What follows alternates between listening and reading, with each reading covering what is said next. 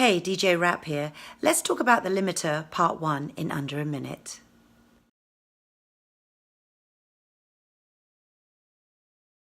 You usually see the limiter applied to a master track as you really want the limiting effect applied to the whole track as a whole. The way to look at this is a limiter is really like a compressor with a ratio always set to infinity. Also, it's generally accepted that any ratio above 10 to 1 is considered a limiter. So if you were to have a compressor and just turn it to the highest infinity, that would be a limiter. So the ceiling, which is here, is just going to be a hard limit. And on a compressor, once the volume exceeds that, the volume will be reduced by like certain ratios.